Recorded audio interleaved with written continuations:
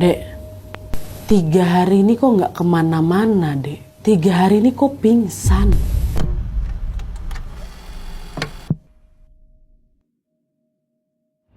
Assalamualaikum warahmatullahi wabarakatuh. Terima kasih sudah klik video ini.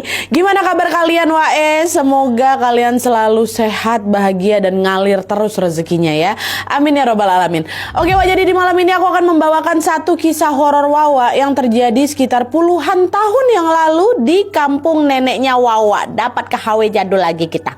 Nah, konon katanya kampung neneknya Wawa ini didirikan oleh seorang datu yang dulunya bikin perjanjian sama penghuni gaib setempat yang namanya makhluk bunyian. Jadi ini semacam makhluk mitologi di daerah sana. Sebagian besar masyarakat mungkin mengenalnya sebagai makhluk bunyian. Cuman aku udah tanya berkali-kali sama Wawa, di daerah tersebut dipanggilnya bunyian. Bunyian, satu lagi bunyian gitu loh. Tapi keduanya sebenarnya sama ya. Nah, dari perjanjian itu terbentuklah satu kampung yang dihuni sama anak turunan si Datuk tadi. Nah, selama Datuk ini masih hidup nggak pernah ada yang ngelanggar perjanjiannya Tapi setelah Datuk ini tutup usia, mulai banyaklah warga yang meninggalkan tradisi di sana. Bahkan ada juga yang terang-terangan melanggar pantangan sampai muncullah banyak gangguan. Ada yang tiba-tiba sakit misterius, ada yang katanya ditegur langsung sama sosok bunyian, sampai neneknya Wawa yang kala itu berprofesi menjadi bidan diincar sama mereka. Nah, penasaran dengan kisah selengkapnya? Jadi tanpa berapa lama kita langsung masuk aja ke ceritanya ya. Check it out. Oke, jadi kisah kali ini tuh datang dari salah satu kita yang bernama Diana dari Sumatera. Halo Diana. Nah, jadi kisah ini tuh dialami sama neneknya Diana dan juga beberapa warga setempat sekitar tahun 1950-an.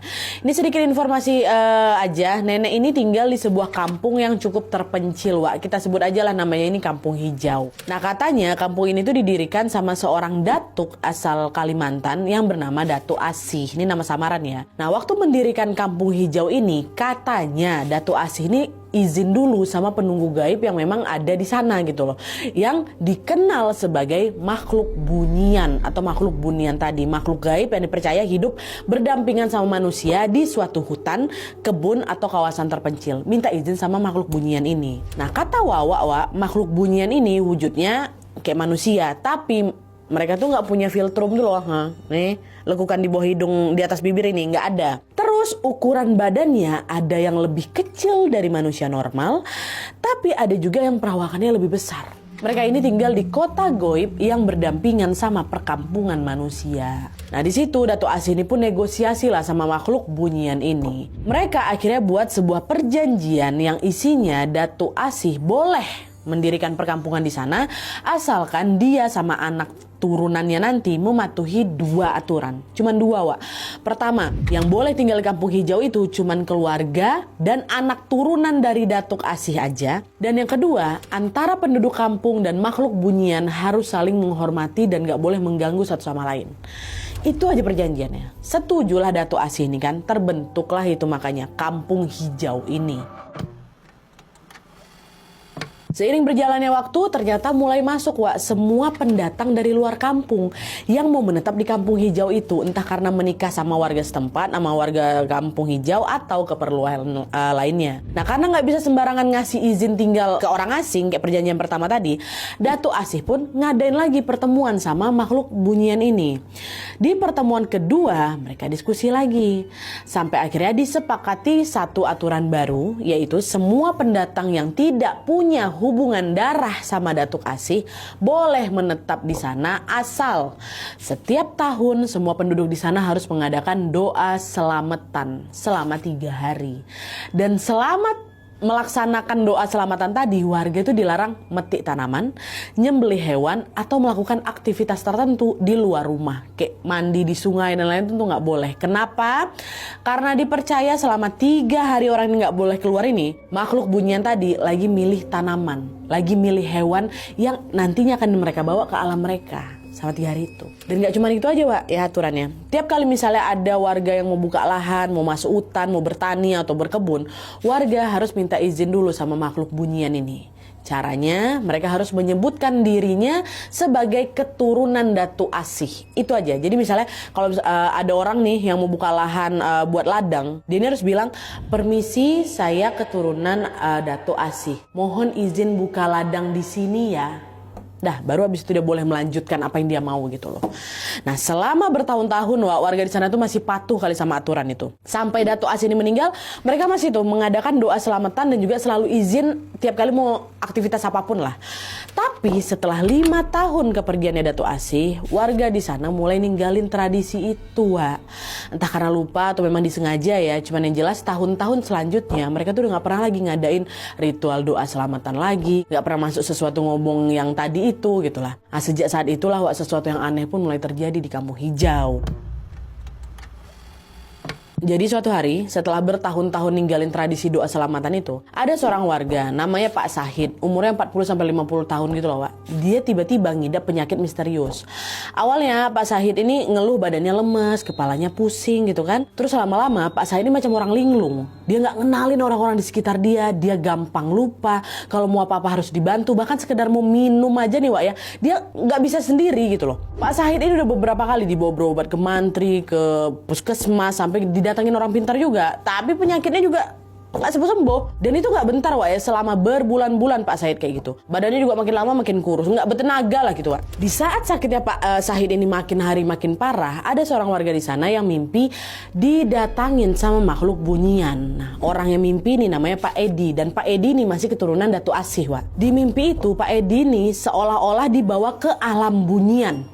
Dia disambut hangat, dia diperlakukan layaknya tamu istimewa sama makhluk-makhluk bunyian ini, yang memang bentuknya mirip kali sama manusia, Wak. Tapi itu tadi dia nggak punya lekukan di bawah hidung ya kan. Pak Edi juga disuguhkan berbagai hidangan mewah yang belum pernah dia lihat sebelumnya. Akhirnya di mimpi itu Pak Edi nanya lah, "Maaf, tapi kenapa ya saya dibawa ke sini?" katanya. Nah, salah satu dari mereka bilang, "Kami cuma mau nagih hutang. Kalian jangan sampai lupain hutang ya.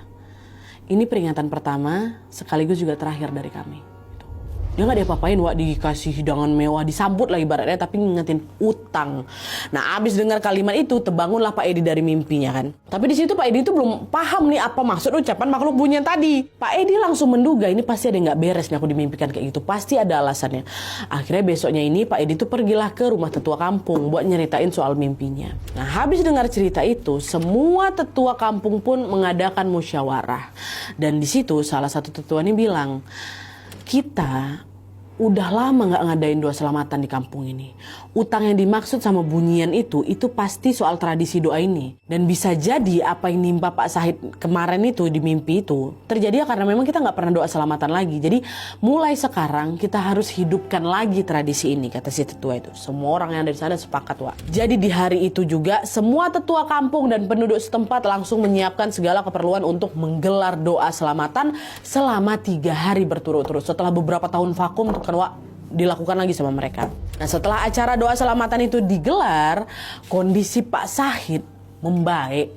Bahkan dalam hitungan hari aja, Wak, Pak Sahid itu udah kayak balik normal lagi, bisa beraktivitas kayak biasanya. Nah, dari situlah penduduk makin yakin kalau sakitnya Pak Sahid ini pasti ada hubungannya sama ritual doa selamatan yang memang sempat dilupakan di Kampung Hijau.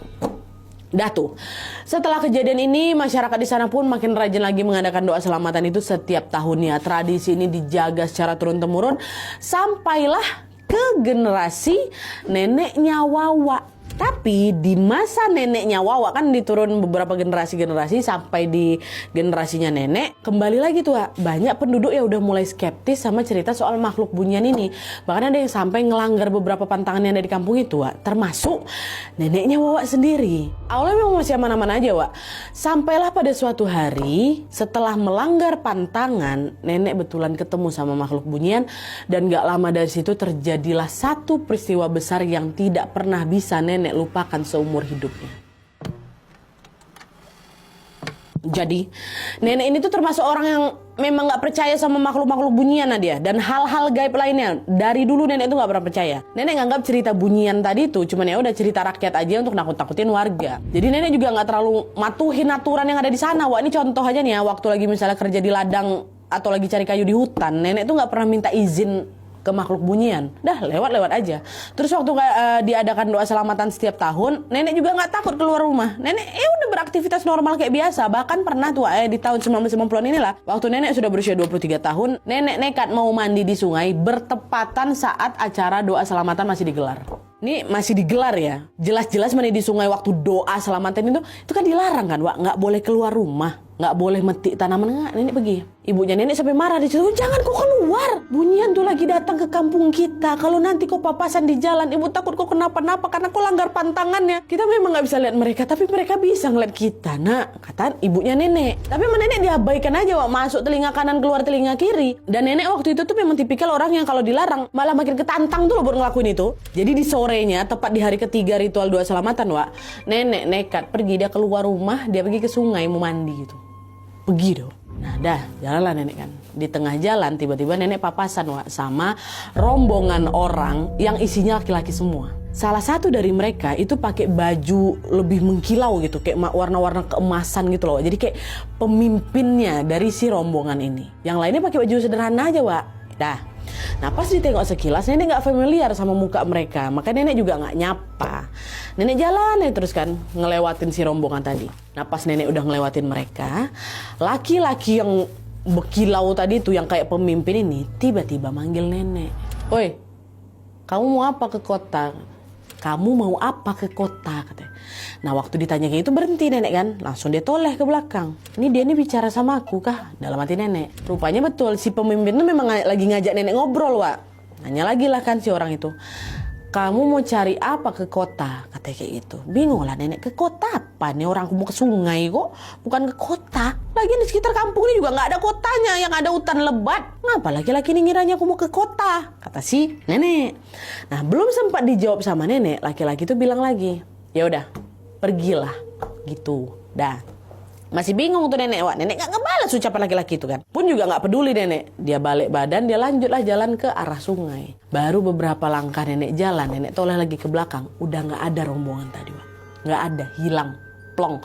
Padahal jalan di belakang nenek itu gak ada lekukan, gak ada belokan. Lurus. Jalan setapak ya. Dan nenek jalan juga paling gak ada sampai beberapa detik, Wak. Nengok belakang lagi udah gak ada. Kosong. Di situ nenek langsung, nggak teriak, nggak apa, tapi dalam hatinya nenek langsung terpikir, makhluk bunyian apa itu ya? Gitu. Tapi lagi-lagi karena nenek memang skeptis juga kan, jadi nenek nggak terlalu mikir yang gimana-gimana. Walaupun dia sempat mikir, itu bunyian bukan ya? Gitu. Nah yaudahlah, nenek pergi sendiri tuh nenek. Dia lanjut mandi di sungai sampailah menjelang maghrib. Dan di sini tanpa nenek sadari, kejadian tadi itulah yang membuat nenek jadi diincar sama makhluk bunyian. Setelah pertemuan itu dan setelah mandi di sungai, Wak, nenek sebenarnya nggak pernah ngalamin kejadian aneh-aneh. Bahkan nih, sampai beberapa tahun ke depan, nenek itu masih aman-aman aja. Baik-baik aja, nenek udah nikah sama laki-laki yang ada di sana di kampungnya itu kan. Dan nenek juga bekerja sebagai bidan kampung. Tugas nenek sehari-hari pastinya yaitulah bantuin lahiran warga kampung hijau ya kan. Dan juga beberapa warga-warga di kampung-kampung sebelah. Nah sesuai sama tradisi setempat, Wak, setiap kali habis bantu lahiran, Wak, nenek ini selalu dibayar pakai upah seadanya plus jarum, benang, sama kunyit. Nah kata Wawa, jarum, benang, sama kunyit ini tuh jadi sarana pelengkap ritual yang memang punya filosofi masing-masing. Jarum sama benang tuh kata nenekku itu tuh melambangkan ketajaman berpikir dan harapan agar sang anak yang lahir ini nantinya tumbuh jadi orang yang terampil. Sedangkan kunyit itu digunakan untuk antiseptik tradisional yang dioleskan ke pusar bayi. Tapi biasanya sebagian kunyit ini juga dikasih sama bidan, dibawa pulang sama bidannya. Dah itu upahnya nenek kan. Nah selama bantuin orang lahiran, nenek juga selalu dapat pasien yang baik, Wak. Nenek ini juga selalu dikasih upah yang cukup. Bahkan kadang dikasih juga makanan atau buah tangan sama keluarga yang dilahirkan.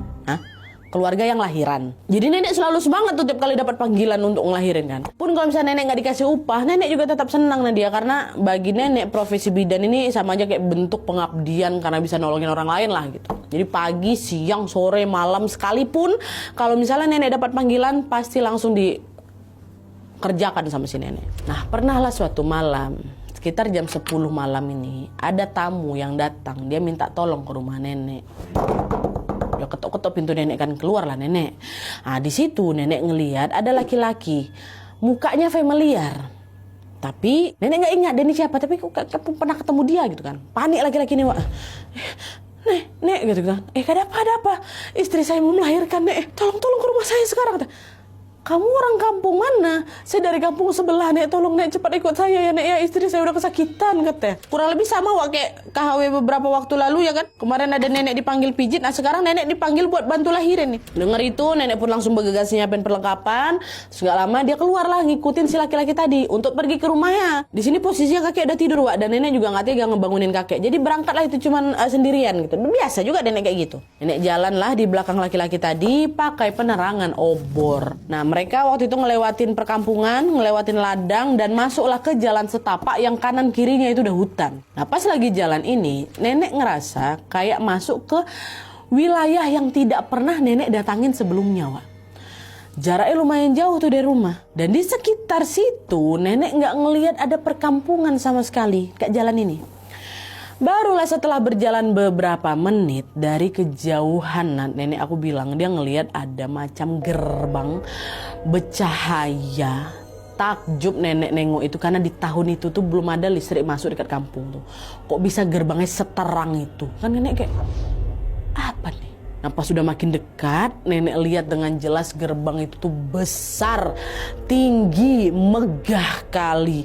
Dan ada ukiran warna emas gitu di pinggiran gerbang-gerbangnya itu. Dan gerbang itu tuh juga berpendar gitu loh. Baru kali ini nenek lihat gerbang semewah itu. Nenek memang gak sempat merhatiin detail gerbangnya kayak gimana enggak Wak. Karena dia buru-buru kan diajak masuk dalam gerbang tuh sama si laki-laki. Dia juga gak sempat nanya, laki-laki itu lagi masih panik juga.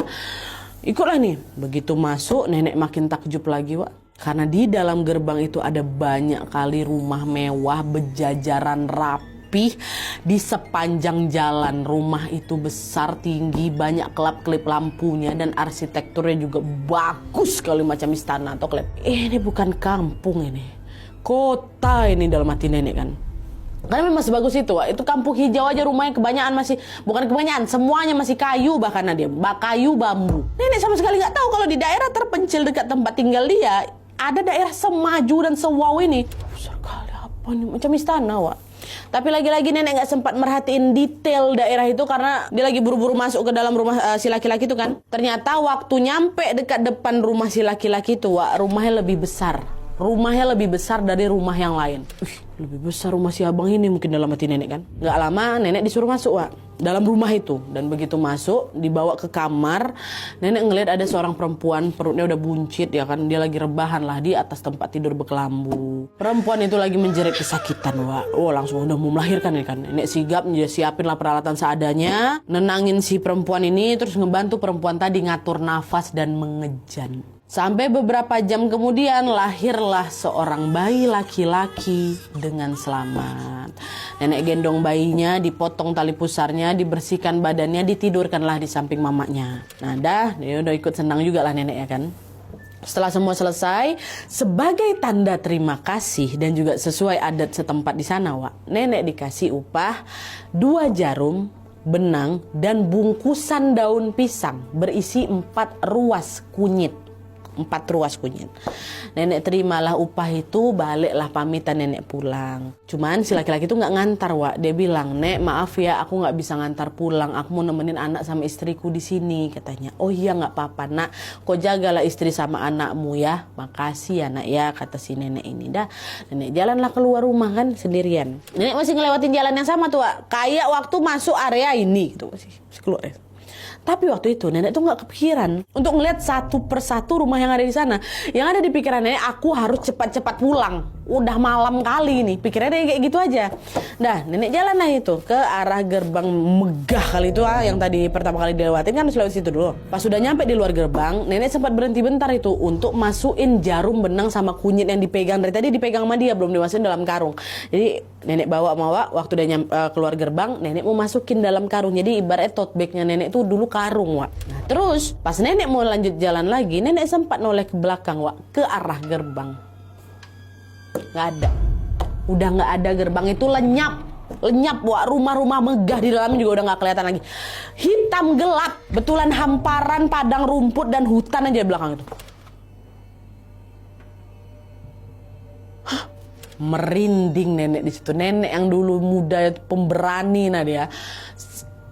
Merinding, kata Wawa. Baru kali itulah nenek ini ketakutan. Baru kali langsung dia kan balik badan, dia pengen cepat-cepat pulang. Dia nggak mau lagi nengok ke belakang. Begitu nyampe rumah, nenek langsung cuci muka, cuci kaki ya kan. Dia ngos-ngosan, dia sempat sholat dulu, istirahat, barulah nenek tidur.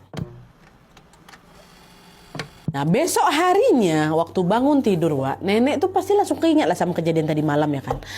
Tapi dia nggak yakin 100% yang dialami itu betulan nyata Wak. Karena kan kayak nggak mungkin gitu kan. Kayaknya enggak lah, aku mimpi lah tadi malam tuh gitu. Tapi kalau mimpi kok ya kayak nyata kali gitu. Nah untuk ngebuktiin itu, nenek mau ngecek bungkusan daun pisang yang dalamnya ada kunyit itu Wak.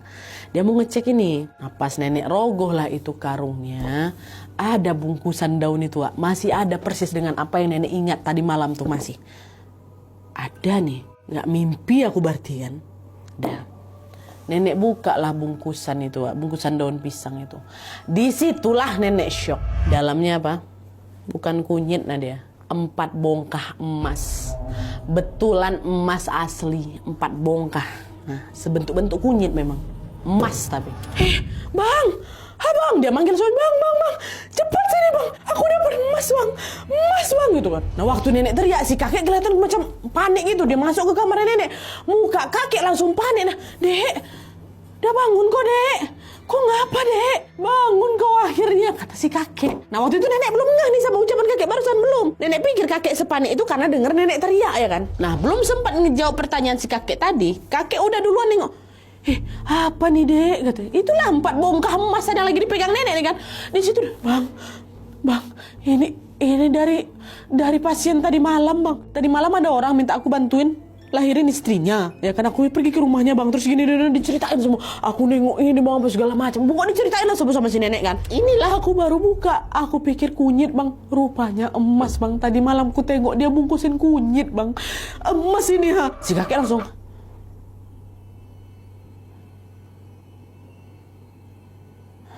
Dek, 3 hari ini kok nggak kemana-mana, Dek. 3 hari ini kok pingsan. Hah? Apanya? Tadi malam aku pergi, Bang. Enggak, Dek. Kok pingsan di kamar 3 hari? Nggak mungkin kalau semalam tuh kok pergi kemana-mana. Dari kemarin tuh keluarga tetangga pada pergi ke sini, pada ngejenguin kamu. Kok baru bangun pagi ini, Dek? Makanya abang tadi juga kaget dengar kok teriak. Makin nambah lagi lah syok nenek ini Nadia. Hah, aku pingsan 3 hari? Nggak jelas percaya lah nenek. Orang beneran dia ngerasa bantuin lahirin istri laki-laki itu kok tadi malam. Debat lah nenek sama kakek di situ. Enggak bang, aku betulan pergi bang. Ini dari mana nih barang ini? Aku pergi bang, kok percayalah sama aku binimu loh. Tapi enggak deh, kok pingsan deh. Nah karena berdebat terus akhirnya nenek bilang, udah kita ke tetua kampung aja lah, biar jelas aku nih mimpi apa bukan, kata si nenek kan. Pagi itu juga nenek sama kakek pergilah datang ke rumah tetua kampung. Nenek ceritalah semua sama apa yang dialami semalam itu kan. Terus gak lama si tetua kampung ini bilang, kok itu mimpi wah. Tapi mimpinya nyata kok. Kamu betulan habis bantuin lahiran keluarga Bunyian. Coba kau ingat-ingat lagi, laki-laki yang datang ke rumahmu itu penampilannya kayak gimana? Kau pernah nggak ketemu sama dia? Nenek coba ingat-ingat lagi wajahnya kan, Wak. Nah nggak lama nenek baru ngeh, Pak, kayaknya laki-laki itu orang yang sama yang pernah papasan sama aku dekat sungai beberapa puluh tahun lah, Pak. Which is pemimpin rombongan yang papasan sama nenek waktu nenek 23 tahun itu. Mukanya sama, Pak. Aku baru ingat, mukanya sama. Bajunya sama.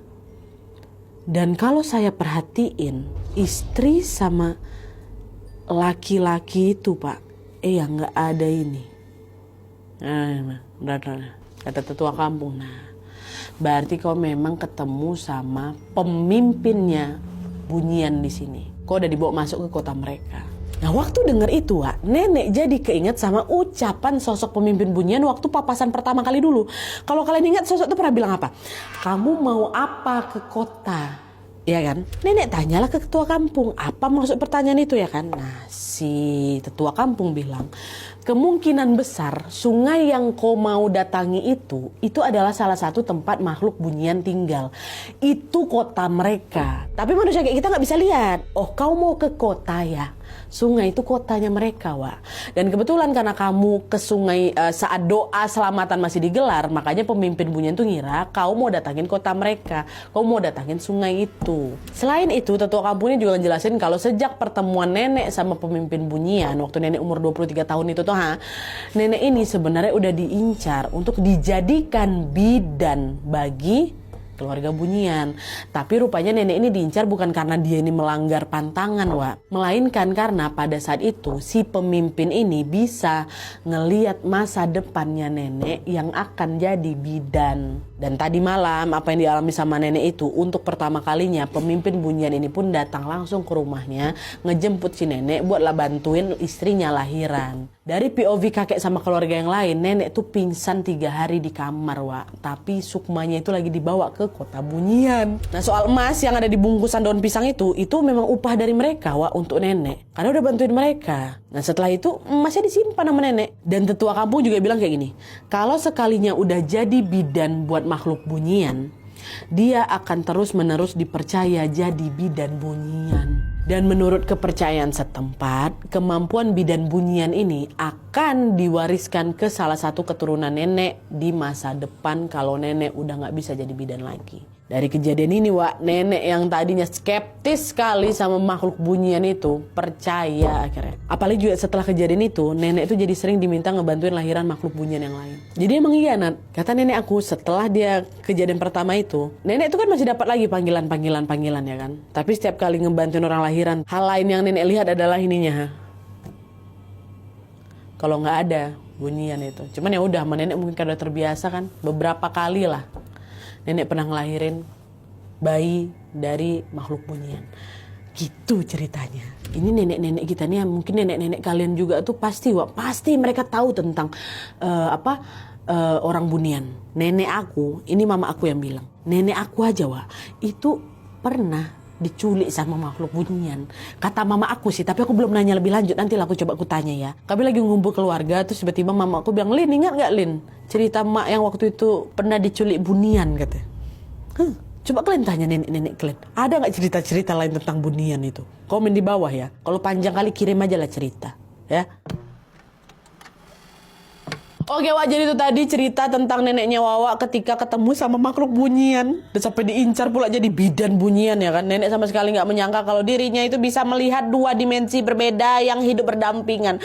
Nenek yang awalnya gak percaya, skeptis Bunyian itu ya kan, akhirnya jadi percaya juga. Bahkan nenek juga dibikin takjub karena peradaban makhluk Bunyian itu ternyata udah semaju itu. Di saat kampung sendiri masih serba belum ada lah gitu. Gimana menurut kalian tentang makhluk mitologi Bunyian ini?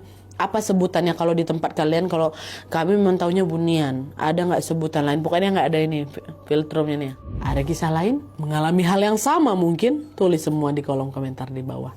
Oke, Wak, jadi sekian dulu videonya. Terima kasih banyak yang sudah menonton. Kalau kalian suka video ini, klik like-nya. Jangan lupa komen di bawah tidak ada dan saran-saran untuk selanjutnya.